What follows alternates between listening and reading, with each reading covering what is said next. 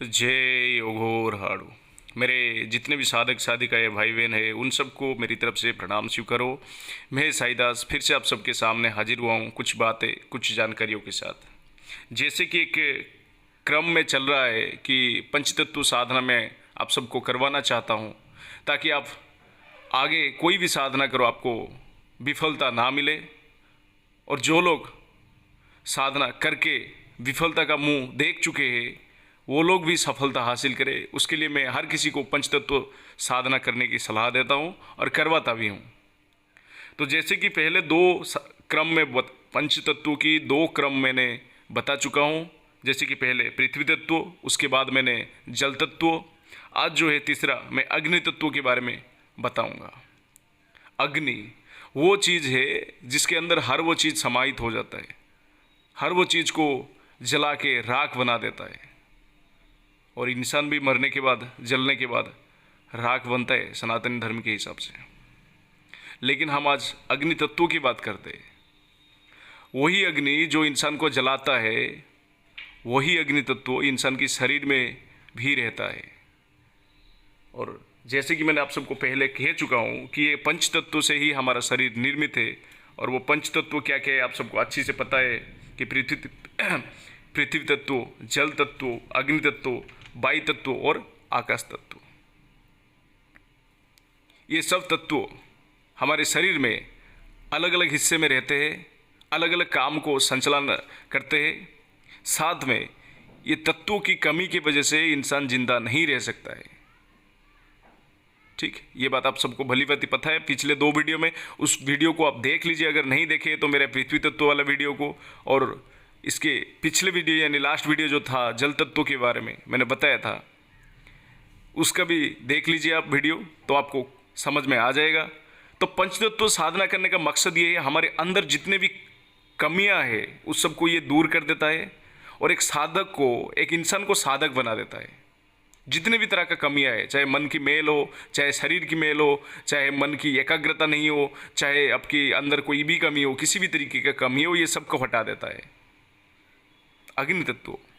इसमें सबसे बड़ा महत्व होता है जो शरीर में मन में जितने भी तरह का भय है ये उसको मिटाता है, जला के राख कर देता है।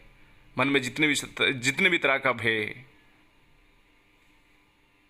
आप अग्नि तत्व के बारे में आपको विस्तार में आज समझाऊंगा कि अग्नि तत्व करने से क्या लाभ होगा। उससे पहले मैं बताता हूं अग्नि तत्व करने से क्या लाभ होगा। दीपक क्या करता है पता है आपको? हम अगर अंधेरे कमरे में अगर किसी भी जगह, किसी भी कोने में भी अगर दीपक को जला देते हैं तो पूरा कमरे को रोशनी में भर देता है।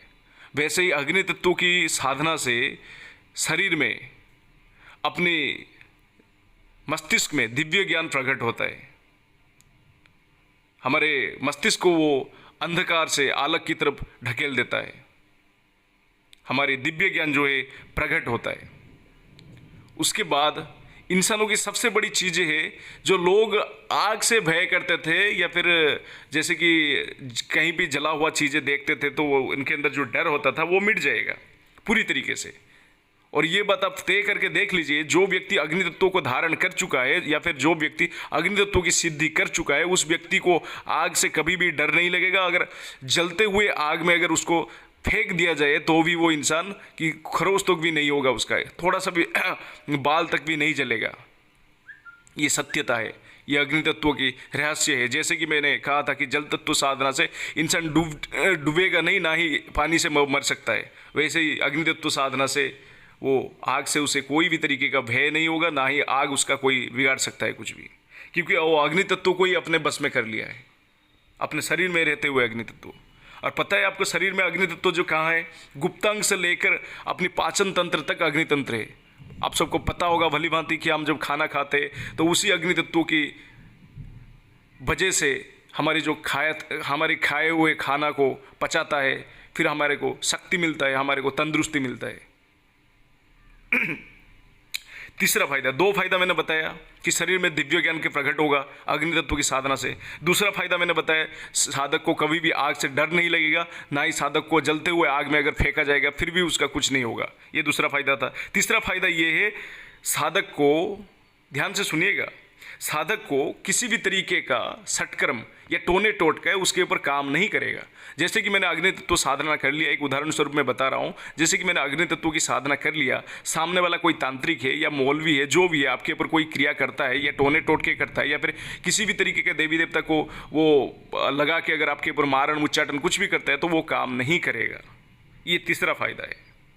चौथा फायदा ये है, शरीर में जो है आकर्षण शक्ति बढ़ेगा। जैसे कि हम कहते हैं कि सामने वाले, कभी भी हम देखते हैं तो ये बोलते हैं कि हम सामने वाला व्यक्ति की शकल से तेज प्रकाश महसूस हो रहा है, उसकी शरीर में एक नूर टपकता है, उसको एक बात कहा गया तो उसके शरीर के अंदर अग्नि तत्व साधना से आकर्षण शक्ति बढ़ेगा, उसकी तरफ हर कोई खिंचाव करके जाएगा, उसके शरीर में सुंदरता बढ़ेगा। ठीक। और उसके अंदर उसके पांचवा जो चीज़ है, सबसे बड़ा चीज़ है, उसके दिमाग में गुप्त ज्ञान का भंडार जो है खोला जाएगा अग्नि तत्व की साधना से। जैसे कि मैंने पहले आप सबको कहा था कि अग्नि तत्व क्या है, आग एक दीपक अब पूरे अंधेरे कमरे में अगर आप जलाते हो तो वो कमरे को रोशनी कर देता है, वैसे ही अग्नि तत्व साधना से वो सारे दिव्य ज्ञान आपको मिल जाएगा जो आप चाहते हैं, एक साधक को जो जरूरी होता है। ये 5 लाभ कोई पाना चाहता है तो मैं उसको सलाह दूंगा, अग्नि तत्व साधना करे। और पंच तत्व की साधना से इंसान को कभी भी किसी भी तरीके का साधना में विफलता दिखने नहीं मिलेगा। आज बात करते हैं फिर अग्नि तत्व का रंग कैसा है। सबको पता है कि आग का रंग रक्त वर्ण है और उसका मुख्य केंद्र जो है नाभि बिंदु, जहां हमारा पाचन क्रिया चलता है। ठीक। और उसका बीज मंत्र है रोम बीज मंत्र, और उसका अधिष्ठातृ देव जो है भगवान रुद्र।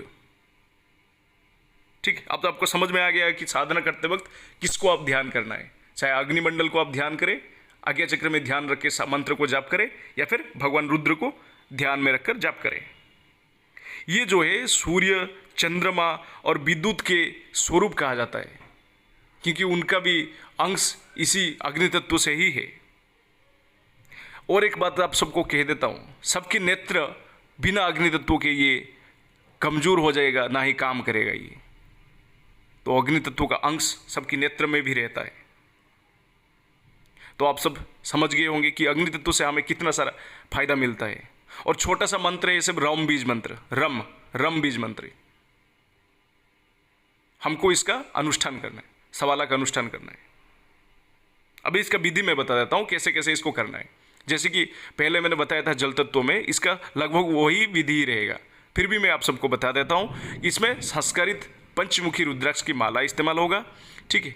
आपको लाल रंग की आसन और लाल रंग की वस्त्र पहनना है। जो पहनना वस्त्र है वो चाहे लाल रंग की हो या फिर आप रक्त वर्ण की हो तो चलेगा, गाढ़ा लाल या रक्त वर्ण की जैसे कहते हैं वो चलेगा, दोनों। आसन वस्त्र हो गया। दिशा रहेगा आपकी पश्चिम की ओर मुख करना है। माला जो आपकी संस्कारित रुद्राक्ष की माला रहेगा। साधना करने से पहले आपको भगवान रुद्र की पंचोपचार पूजन करना है, साथ में गणपति जी, और किसी ने गुरु धारण कर रखा है तो उनका पंचोपचार पूजन करना है। फिर क्या है, सबसे पहले गणपति जी का एक माला जाप करना है, फिर गुरु मंत्र का एक माला जाप करना है। फिर क्या है, जो मूल मंत्र रम बीज मंत्र है, सब बीज मंत्र है, एकाक्षरी बीज मंत्र है, ये रम बीज मंत्र, इसका आपको रोज अपने 1.25 लाख मंत्र जाप के अनुष्ठान आप 31 दिन में या 21 दिन में, जितने दिन में संभव हो उतना दिन में कर सकते हैं। साधक चाहे तो इसे 7 दिन में भी कर सकता है, चाहे 11 दिन में भी कर सकता है, क्योंकि सिर्फ छोटा सा बीज मंत्र है, रम बीज मंत्र। और साधना करते वक्त आपको ध्यान कहाँ रखना है, भगवान रुद्र के ऊपर या अग्निमंडल के ऊपर। ठीक है। और सबसे, जैसे कि मैंने इतना सारा फायदा बताया हूँ, ठीक है, ये साधना में कोई डरावनी चीज़ें नहीं है, ना ही कोई चीज़ें आपको नुकसान पहुँचाएगा ये साधना में। इसका खासियत यही है, इसे कोई छोटे से व्यक्ति जो नया साधक है, जो शुरुआती साधना करना चाहते हैं, तो इसे वो ये भी कर सकता है। और आपको क्या करना है, साधना से पहले पाक साफ रहना है। साधना के समय दिनों में आपको साफ सुथरा रहना है। ये सिर्फ बाहर की साफ सुथरा नहीं है, मन की भी साफ सुथरा रखना है। जैसे कि किसी के साथ धोखा नहीं करना है, किसी के साथ फरेब नहीं करना है, किसी के साथ झूठ नहीं बोलना है, किसी को ठगी नहीं करना है, ये सब चीज़ों से दूर रहना है। ठीक है। मन की पाक साफ रहेगा, साथ में शरीर की पाक साफ सुथरा रखेंगे आप। ये चीज़ें जरूरी है। साधना के वक्त आप धूप जगा सकते हैं और दीपक जगा सकते हैं। साधना में अनुभव कैसा होता है। साधना में आपको एक रक्त वर्ण की जो है महसूस होगा। साधना करते वक्त आपको बहुत सारी लाल रंग की चीज़ें दिखाई देगा, चाहे फूल हो, चाहे लाल रंग की कोई जला हुआ चीज़ें हो। और ये साधना से सबसे बड़ा खासियत है, भगवान रुद्र की भी दर्शन हो जाता है अगर सही से कोई व्यक्ति साधना विधि विधान से करता है तो। जय योग हो राडो। साधना समाप्त।